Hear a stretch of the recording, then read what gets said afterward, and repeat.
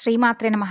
అమ్మతో ప్రయాణానికి స్వాగతం. అందరికీ కూడా అమ్మవారి ఆశీస్సులు ఎప్పుడూ ఉండాలని మనస్ఫూర్తిగా ఆ తల్లిని వేడుకుంటూ, ముక్కోటి ఏకాదశి నాడు సకల దేవతలు కూడా శ్రీమన్నారాయణుల వారిని సేవించేందుకు వస్తారు. మరి ఆ రోజున ఎంతో విశేషమైనటువంటి పరమ పవిత్రమైనటువంటి రోజు కాబట్టి స్వామివారి యొక్క స్మరణ, అలాగే స్వామివారి యొక్క కథలు ఏ విన్నా కూడా మనకు తప్పకుండా కోటి జన్మల పుణ్యఫలం ఉంటుందండి. కాబట్టి భక్తి శ్రద్ధలతో ఈరోజు ఈ కథను విని స్వామి అనుగ్రహాన్ని పొందుదాం. విదర్భ రాజ్యానికి రాజు భీష్మక మహారాజు. అతను శ్రీ మహావిష్ణువు లక్ష్మీదేవికి చాలా గొప్ప భక్తుడనమాట. అతని భక్తి పూజలకు వారు ప్రసన్నులై ప్రత్యక్షమై వరం కోరుకోమని అడుగుతారు. అప్పుడు ఆయన మహాలక్ష్మీదేవిని తన కూతురుగా జన్మించమంటూ కోరుకుంటాడు. అప్పుడు శ్రీ మహావిష్ణువు తన అల్లుడవుతాడని ఆశిస్తాడు అతను. అలా కాలక్రమంలో అతని కోరిక తప్పక తీరుతుందని చెప్పి స్వామివారు అంతర్ధానమవుతారు. ఆ తరువాత భీష్మక మహారాజుకు 5 పుత్రులు జన్మిస్తారు. వారే రుక్మి, రుక్మరథ, రుక్మబాహు, రుక్మకేశ, రుక్మనేత్రుడు. వారు పుట్టిన కొంతకాలానికి పుత్రిక జన్మిస్తుంది. ఆమె పుట్టినప్పుడు రాజభవనం అంతా కూడా మణిమయ కాంతులతో దేదీప్యమానంగా వెలిగిపోతుంది. అందుకని ఆ పుత్రికకు రుక్మిణి అని నామకరణం చేసి అల్లారు ముద్దుగా పెంచుతూ ఉంటారు. 5 అన్నలకు తమ చెల్లెలు రుక్మిణి అంటే ఎంతో ప్రేమ. చిన్నప్పటి నుండి రుక్మిణి చిన్నపిల్లలందరితో కలిసి సీతారాముల కళ్యాణం, పార్వతీ పరమేశ్వరుల కళ్యాణం ఆటలాడుతూ ఉండేది. అలా ఒకనాడు వరుడు పక్షమైతే ఇంకొకసారి వధువు పక్షం ఉంటూ కళ్యాణాలు జరిపిస్తూ ఉండేది చిట్టి రుక్మిణి. వయసు పెరుగుతున్నప్పుడు రుక్మిణి రాజసభకు వచ్చినటువంటి అతిథుల ద్వారా శ్రీకృష్ణుడి యొక్క లీలా విశేషాల గురించి వినేది. అలా వింటూ వింటూ కృష్ణ భక్తురాలవుతుంది. ఆమె కృష్ణలీల అభిరుచి తెలిసినటువంటి నారదుల వారు ఒకనాడు వచ్చినప్పుడు శ్రీకృష్ణుడి విగ్రహాన్ని బహుకరించిస్తాడు. అప్పటి నుండి రుక్మిణికి కృష్ణుడి యొక్క ఆరాధనే జీవనగమ్యంగా మారిపోతుంది. అలా యుక్త వయసుకు వచ్చినటువంటి రుక్మిణి శ్రీకృష్ణుడిని తన జీవిత భాగస్వామిగా ఆరాధించడం మొదలు పెడుతుంది. చెలులు, బంధువులు, ఆఖరికి తండ్రి భీష్మక మహారాజు కూడా ఆమెను కృష్ణుడికిచ్చే వివాహం చేయాలనుకుంటాడు. అయితే ఇప్పుడు విదర్భకు రాజు అయినటువంటి రుక్మి ఆలోచన మాత్రం వేరే విధంగా ఉంటుంది. తన చెల్లెలను ఇంకొక మహారాజుకి ఇచ్చి వివాహం చేయాలని చెప్పి రుక్మి ఆలోచన. అయితే కృష్ణుడు రాజు కాదు కాబట్టి అతనితో సరి సమానమైనటువంటి అందగాడు చేది భూపాలుడు శిశుపాలుడికిచ్చి రుక్మిణిని వివాహం చేయాలనేది అతని ఆలోచన. అయితే సరిగ్గా అప్పుడే నారదుల వారు జరాసంధుని యొక్క వర్తమానం తీసుకొని విదర్భకు వస్తాడు. జరాసంధుడి ఆలోచనగా రుక్మిణి శిశుపాల యొక్క కళ్యాణం సంగతి చెప్పి జరాసంధుని వెంటనే కలవమని చెబుతాడు నారదుల వారు. ఇక అందుకు సంతోషించినటువంటి రుక్మి శిశుపాల, రుక్మిణి కళ్యాణ ప్రస్తావన తండ్రికి అలాగే సోదరులకు రుక్మిణికి చెబుతాడు. అయితే భీష్మక మహారాజు మాట్లాడుతూ రుక్మిణి కృష్ణుని ఇష్టపడుతుంది కాబట్టి వారిరువురికి వివాహం చేయడం మంచిది కదా అని అడుగుతాడు. అయితే రుక్మిణికి కూడా అది అంగీకారమే అన్నట్లుగా తల వంచి నిలుచొని ఉంటుంది. కానీ అందుకు రుక్మి ఒప్పుకోడు. రాజ్యమే లేనటువంటి కృష్ణుడు అసలు పనికిరాడని చెప్పి, పైగా తమ చక్రవర్తి జరాసంధుడి శత్రువు కాబట్టి తమకు కూడా ఆయన శత్రువే అని చెప్పి రుక్మిణిని శిశుపాలుడినే ఎంచుకోమని చెబుతాడు.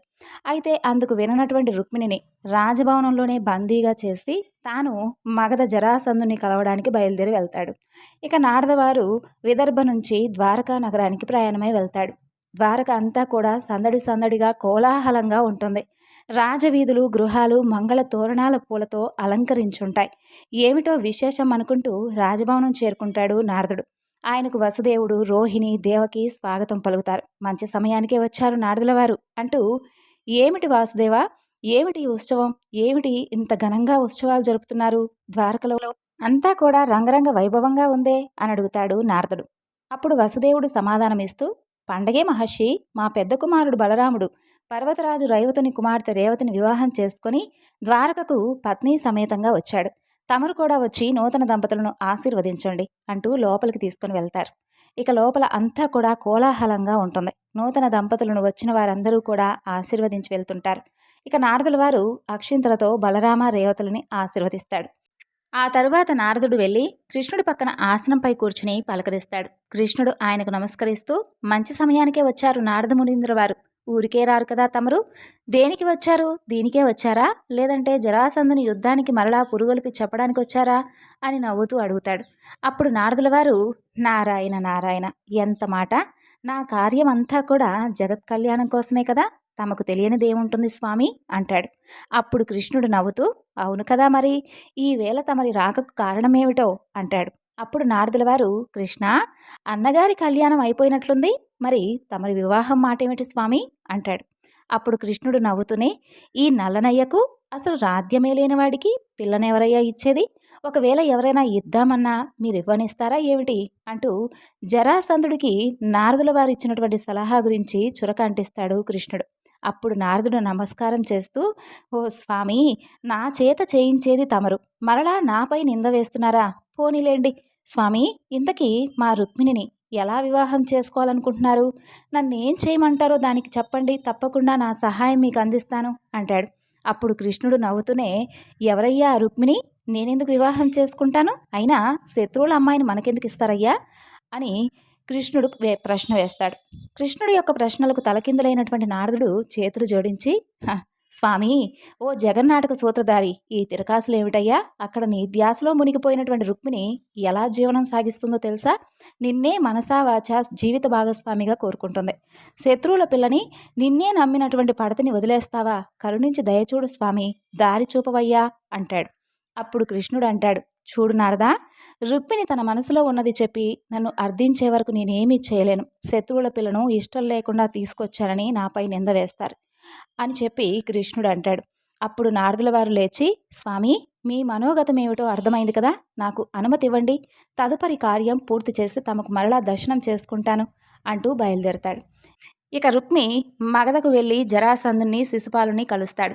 జరాసంధుడు తన మనసులో ఉన్నటువంటి ఆలోచన శిశుపాల రుక్మిణి వివాహం గురించి చెప్పి, దీనివలన 3 రాజ్యాలు కలిసి బలపడతాయని చెప్పి చెబుతాడు. ఈ వివాహంతో ద్వారకలో ఉన్నటువంటి కృష్ణుని బయటకు రప్పించి ఓడించవచ్చులే అని చెప్పి తాము తమ చతురంగ బలాలతో వివాహానికి ముందరే విదర్భకు వస్తామని చెబుతాడు.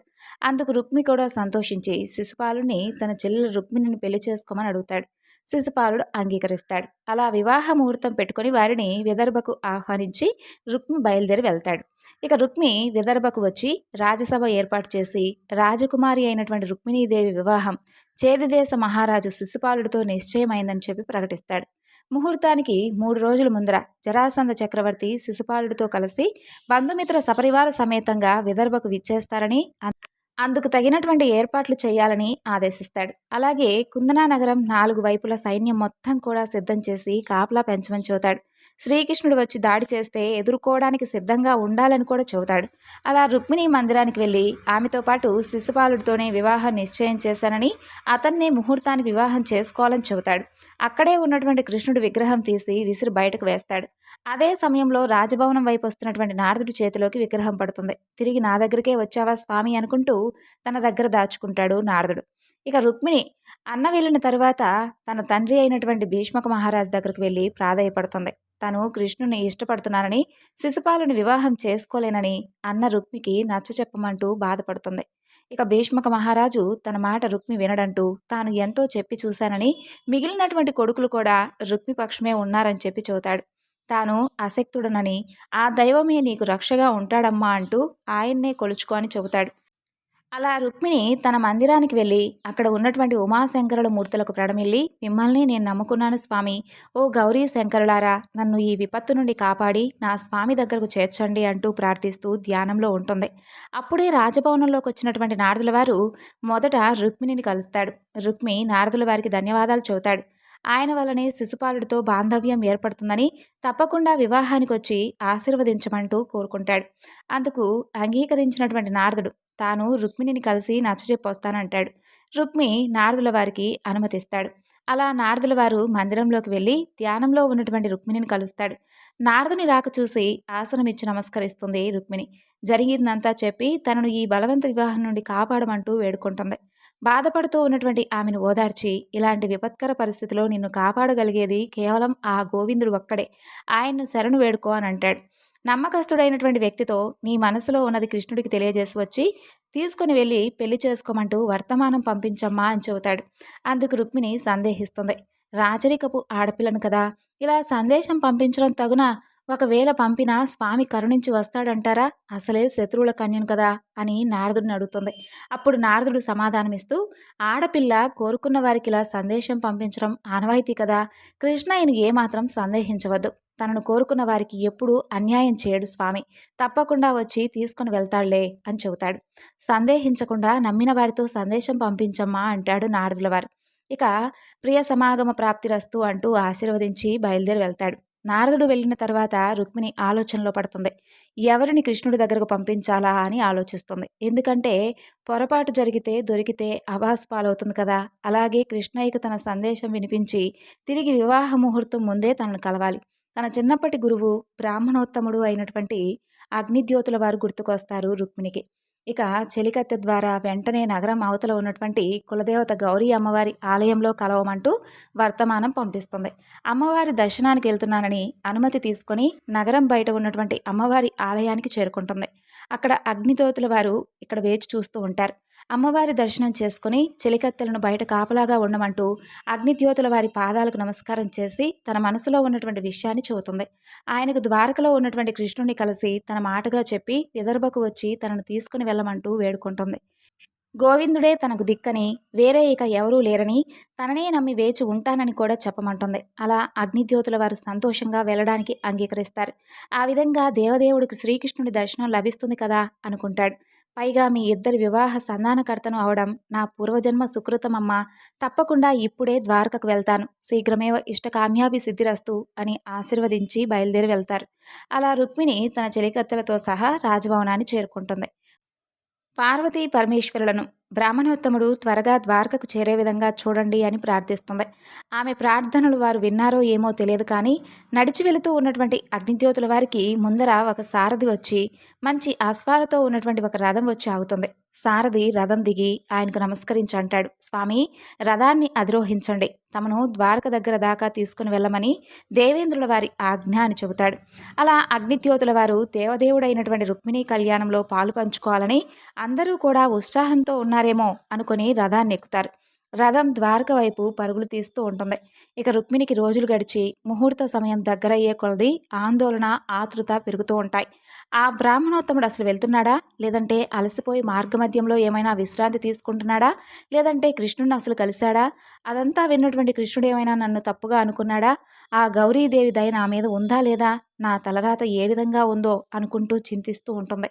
ఇక్కడ అగ్నిద్యోతుల వారిని ద్వారక ముందర సముద్ర తీరాన్ని విడిచిపెట్టి ఆ రథసారథి వెళ్ళిపోతాడు.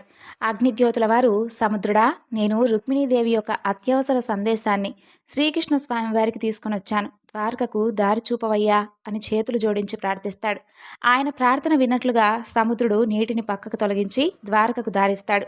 ఇక అగ్నిద్యోతుల వారు నడుచుకుంటూ నగర ప్రవేశ ద్వారాన్ని దగ్గరకు చేరుకుంటాడు. అక్కడ ఉన్నటువంటి ద్వారపాలకులైనటువంటి తాను కృష్ణుణ్ణి కలవడానికి చాలా దూరం వచ్చానని చెప్పి తన పేరు అగ్నిద్యోతులని, విదర్భ రాజకుమారి రుక్మిణీదేవి యొక్క సందేశాన్ని తీసుకుని వచ్చానని, అత్యవసరంగా కృష్ణుని కలవాలి అని చెబుతాడు. వారు ఆయనకు వేచి ఉండమని చెప్పి తాము వెళ్ళి కృష్ణుని కలుస్తారు. ఇక కృష్ణుడు ఆయన్ను సాదరంగా తన దగ్గరకు తీసుకొని రమ్మని చెప్పి చెబుతాడు. ద్వారపాలకులు అగ్నిజ్యోతుల వారికి సాదరంగా ఆహ్వానం పలికి రాజమందిరంలోకి తీసుకువెళ్తారు. అక్కడ బలరామకృష్ణుడు, వసుదేవుడు, సాత్యకి, అక్రూరుడు ఆసీనులై ఉంటారు. శ్రీకృష్ణ దర్శనమైనటువంటి అగ్నిజ్యోతుల వారు ఆ నీలమేఘశ్యాముని యొక్క రూపం చూసి భక్తి పారవస్యంతో తన్మయుడవుతాడు. ఎన్ని జన్మల పుణ్యఫలం ఉంటే కానీ స్వామివారి యొక్క ఆ యొక్క దేవదేవుని అయినటువంటి ఆ దర్శనం లభించదు చెప్పండి. ఇలా ఈ విధంగా అనుకుంటూ కన్నుల నిండా ఆనంద బాష్పాలతో చేతులు జోడించి నమస్కరిస్తాడు అగ్నిద్యోతుల వారు.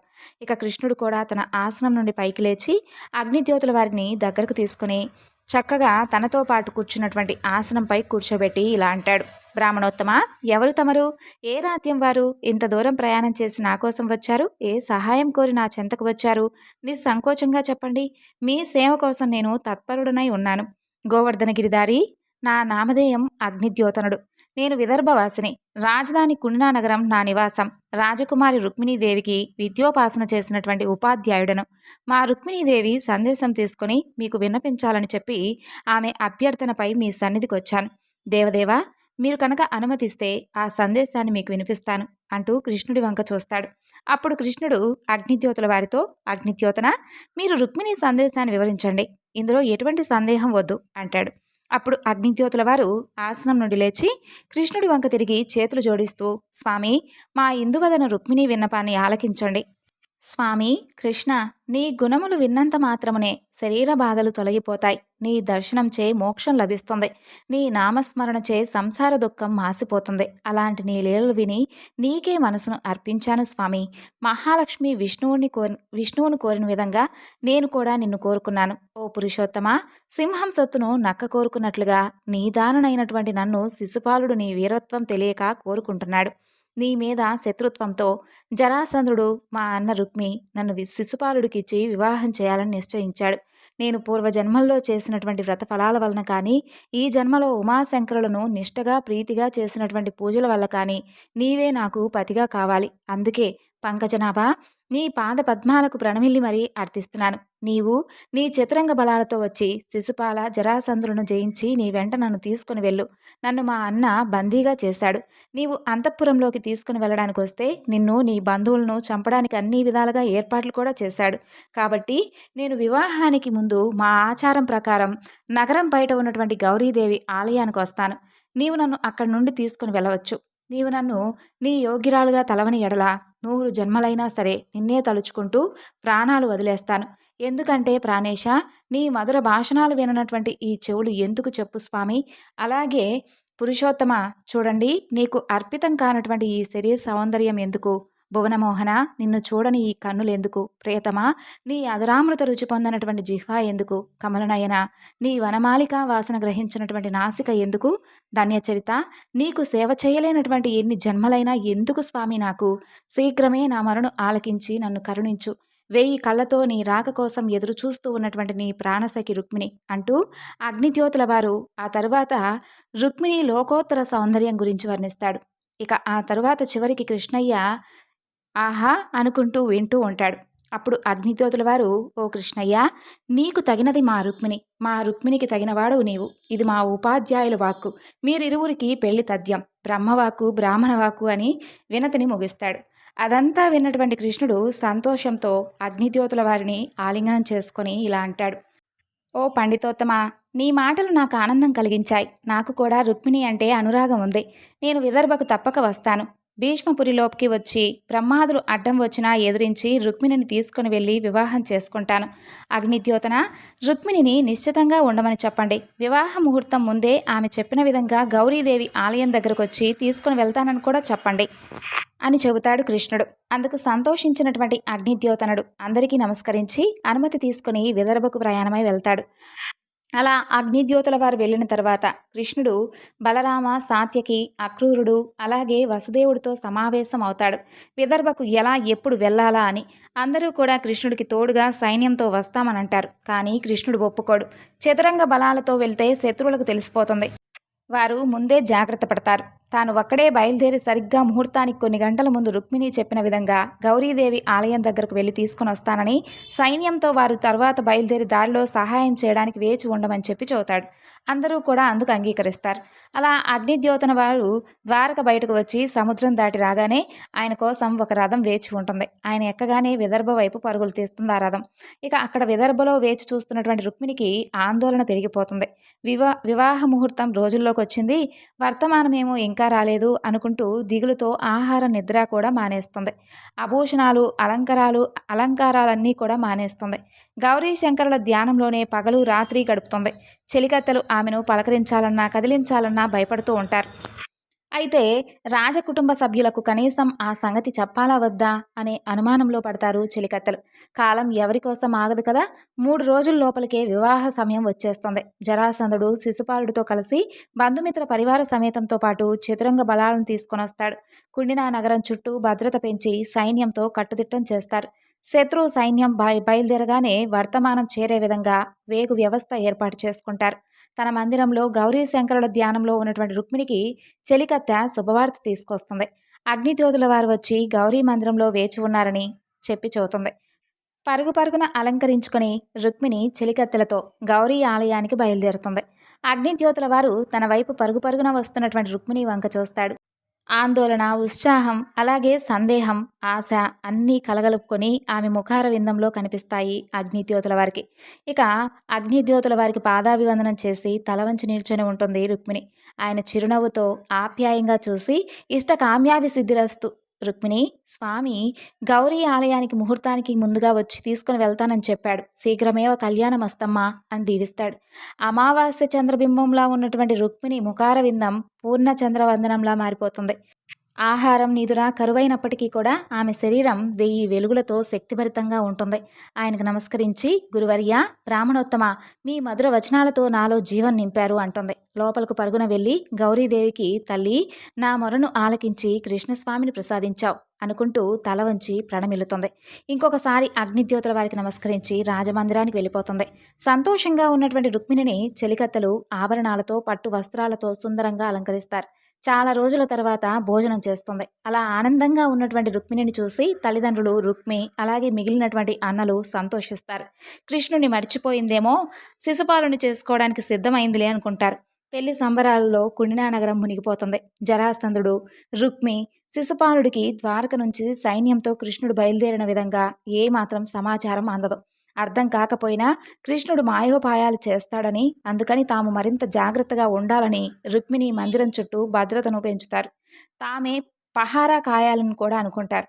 ఇక ఏ సంఘటన జరగకుండానే పెళ్లి రోజు వస్తుంది. జరాసంధుడు, శిశుపాలుడు, రుక్మితో సహా అందరూ కూడా కళ్యాణ వేదిక చేరుకుంటారు. నారదుల వారు కూడా అక్కడికి చేరుకుంటారు. శిశుపాలుడిని పెళ్లి కుమారుని చేసే కార్యక్రమం మొదలవుతుంది. ఇక రుక్మిణి మందిరంలో ఆమెను చక్కగా అలంకరిస్తూ ఉంటారు. రుక్మిణి మనసులో అనుకుంటూ ఉంటుంది, లగ్నం దగ్గరకు వచ్చేసింది. గోవిందుడేమో ఇంకా వస్తున్నాడు అనే సమాచారం కూడా లేదు. బ్రాహ్మణోత్తముడు చెప్పినట్లుగా వచ్చి నన్ను తీసుకుని వెళ్తాడా లేదా అని సందేహపడుతుంది. మరుక్షణంలో ఆ గౌరీమాత నా కోరిక తప్పకుండా నెరవేరుస్తుందిలే అని ధైర్యం తెచ్చుకుంటుంది. అలంకరించినటువంటి పెళ్లి కూతురు రుక్మిణీదేవిని ఆచార సాంప్రదాయం ప్రకారం చెలికత్తెలు నగరం బయట ఉన్నటువంటి గౌరీ ఆలయానికి తీసుకుని బయలుదేరతారు.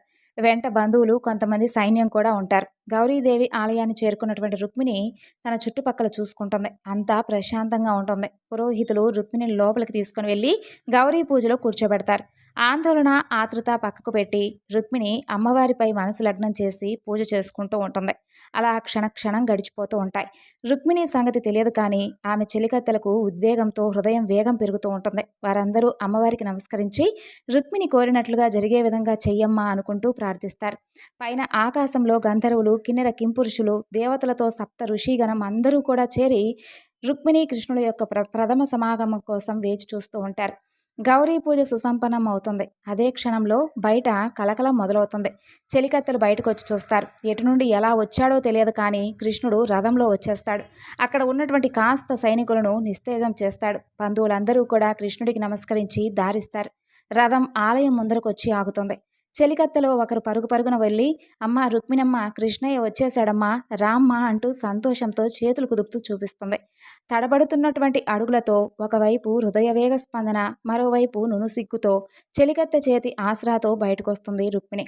బయట రథంలో ఉన్నటువంటి కృష్ణుడు తడబడుతున్నటువంటి అడుగులతో పెళ్లి కుమార్తె అలంకరణంలో భువనసుందరి అయినటువంటి రుక్మిణిని చూసి చిరునవ్వుతో అలా చూస్తూ ఉండిపోతాడు. శిరస్సు వంచి వచ్చినటువంటి రుక్మిణి మొట్టమొదటిసారిగా కళ్ళ ముందున్నటువంటి కృష్ణుడిని కొద్దిగా తలెత్తి చూస్తుంది.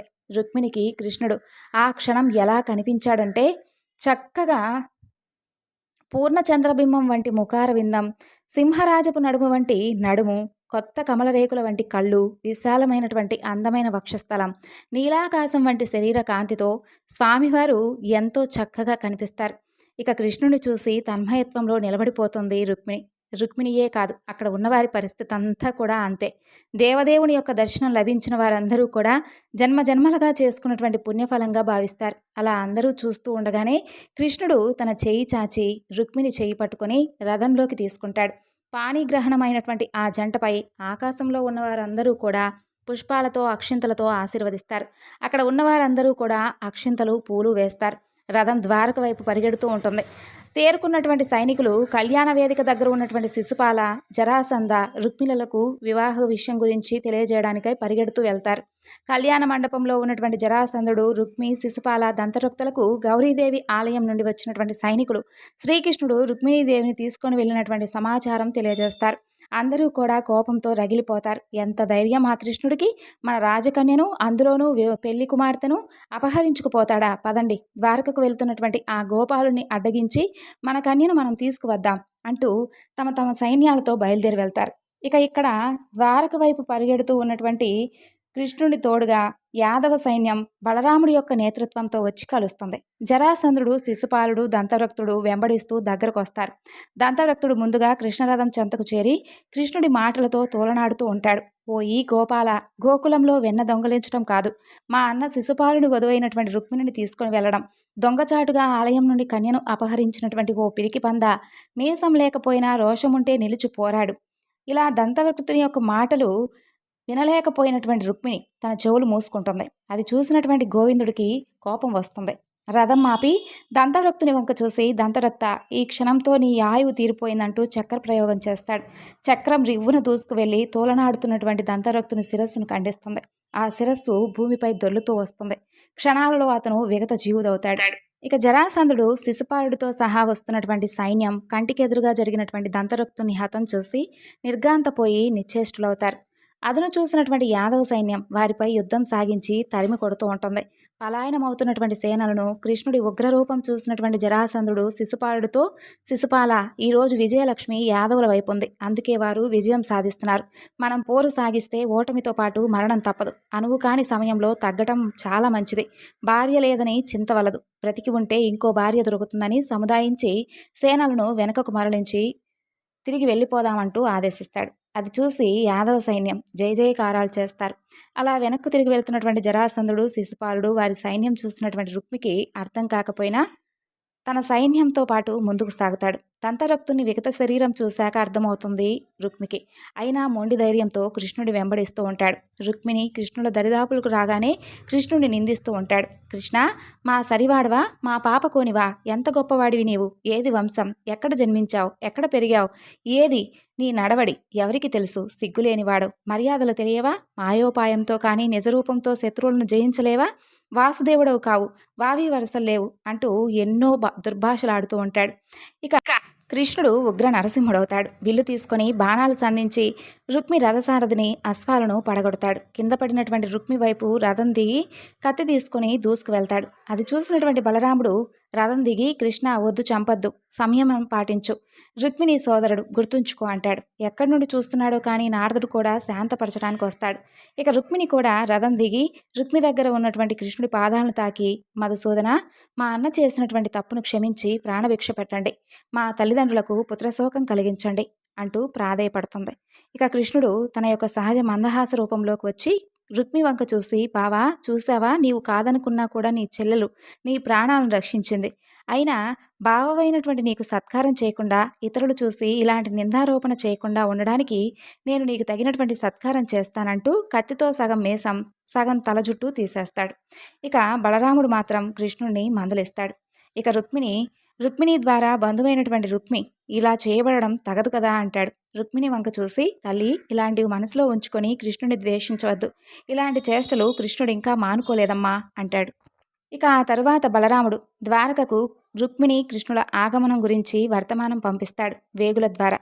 ఇక ద్వారకను సుందరంగా అలంకరించమని, కృష్ణుడు కళ్యాణానికి ఏర్పాట్లు చేయమని ప్రజలందరినీ ఆహ్వానించమని చెబుతాడు. రుక్మిణి తల్లిదండ్రులను విదర్భ నుంచి, అలాగే ఇతర రాజ్యాధికారులను ఆహ్వానించమంటూ వర్తమానం పంపిస్తాడు. కృష్ణుడి ద్వారా పరాభవింపబడినటువంటి రుక్మి తాను జరిగినటువంటి అవమానానికి ప్రతీకారం తీర్చుకునే వరకు విదర్భలోకి అడుగు పెట్టనంటూ సైన్యాన్ని వెనక పంపి తాను మగధ రాజ్యానికి ప్రయాణమై వెళ్తాడు. ఇక ద్వారకంతా కూడా సర్వాంగ సుందరంగా ముస్తాబవుతుంది. బలరాముడు, నారదుడు ముందుండగా రథంలో శ్రీకృష్ణ, రుక్మిణులు ద్వారకకు ప్రవేశమవుతారు. ఇక రహదారులకు ఇరువైపులా పూల వర్షం కురిపిస్తుంటే రథం రాజభవనం వైపు నెమ్మదిగా కదులుతుంది. రాజభవనం దగ్గర దేవకి, వసుదేవులు, ఉగ్రసేనుడు, ఇక పురప్రముఖులందరూ కూడా ఆహ్వానం పలుకుతారు. రుక్మిణి కృష్ణులకు మంగళహారతిచ్చి స్వాగతం పలుకుతారు. అప్పుడు వసుదేవుడు ఇలా అంటాడు, కృష్ణ, రుక్మిణి, మీరిరువురికి 2 దినాల్లో శుభముహూర్తమున వివాహం నిశ్చయించాం. అంతవరకు మీరిరువురు వేరువేరు మందిరాల్లో ఉండండి. రుక్మిణి, మీ తల్లిదండ్రులను రమ్మంటూ వర్తమానం పంపించాం, వారు కూడా బయలుదేరొస్తారు. ఇక నారదుల వారు, నేను దేవతలందరినీ వివాహానికి ఆహ్వానించి తీసుకొస్తానని చెప్పి వెళ్తాడు. 2 రోజుల్లో ద్వారకను సర్వాంగ సుందరంగా అలంకరిస్తారు. చూసేందుకు వైకుంఠమే భూమికి దిగి వచ్చినట్లుగా ఉంటుంది. భూరాజులతో పాటు సమస్త దేవత, యక్ష, గంధర్వ, కింపురుషులందరూ కూడా మానవ రూపాలలో ద్వారకకు వస్తారు. ఇక కృష్ణుడకు, రుక్మిణకు మంగళ స్నానాలు చేయించి పెళ్లి కుమారుడు, పెళ్లి కుమార్తెగా అలంకరిస్తారు. విదర్భ నుంచి రుక్మిణి తల్లిదండ్రులు దేవరథంలో వస్తారు. సకల దేశాల రాజులు, బ్రహ్మ మహేశ్వర దంపతులతో దేవతలందరూ కూడా కళ్యాణ మందిరంలో ఆసీనులై పుణ్యముహూర్తం కోసం ఎదురు చూస్తూ ఉంటారు. చక్కగా కృష్ణుడు స్నాతకం చేసుకుని కళ్యాణ మండపంలో కూర్చుంటాడు. నారదుడు స్వయంగా పెళ్లి కార్యక్రమాన్ని పర్యవేక్షిస్తూ ఉంటాడు. మానవావతారంలో దేవదేవుని యొక్క వివాహం జరిగేటటువంటి సమయంలో అదే చివరి దవడంలో అందరూ కూడా కమనీయ ఘట్టాన్ని కన్నుల ద్వారా తమ హృదయాల్లో భద్రపరుచుకుంటారు. రుక్మిణీదేవి గౌరీ పూజ సుసంపన్నమై ముహూర్తం సమీపించడంతో ఆమెను మానవ రూపాలలో ఉన్నటువంటి దేవతలు బంధువులుగా కళ్యాణ పల్లకిలోకి తీసుకొస్తారు. ఇద్దరి మధ్య అడ్డుతెర, ఆ పక్క నుండి భీష్మక దంపతులు రుక్మిణి హస్తాలు కృష్ణయ్య హస్తాలతో ఉంచి శాస్త్రోక్తంగా కన్యాదానం చేస్తారు. ముహూర్త సమయం రాగానే జీలకర్ర, బెల్లం వధూవరులు ఒకరిపై ఒకరు ఉంచుకోవడంతో కళ్యాణం జరుగుతుంది. చూసిన వారందరూ కూడా అక్షింతలు చల్లి దీవిస్తారు. మంగళసూత్రధారణ, తలంబ్రాలు, నాగవల్లి, అరుంధతి దర్శనంతో సుసంపన్నమవుతుంది. జగన్నాథుడి కళ్యాణం చూసి తరించిన వారందరూ కూడా అదంతా తమ తమ పూర్వజన్మ పుణ్యమంటూ తిరుగు ప్రయాణమవుతారు. నారదుల వారు స్వస్తివాక్యం పలుకుతూ రుక్మిణీ కళ్యాణం చూసిన వారు, విన్నవారు, అలాగే చదివినవారు, చదివించిన వారు తరిస్తారని, ఏ ఇంట రుక్మిణీ కళ్యాణం చదివితే ఆ ఇంట్లో వివాహం కాని పిల్లలకు వివాహాలవుతాయని పలుకుతాడు. కాబట్టి ఇంతటి విశేషమైనటువంటి రుక్మిణీ కళ్యాణం కథ గురించి ఈ ఏకాదశి నాడు, పరమ పవిత్రమైనటువంటి ముక్కోటి ఏకాదశి నాడు వినడం నిజంగా మన అదృష్టం. ఆ స్వామి అమ్మవార్ల యొక్క అనుగ్రహం మనపై ఎప్పుడూ ఉండాలని మనస్ఫూర్తిగా వేడుకుంటూ సర్వం శ్రీ లలితార్పణమస్తు. స్వస్తి.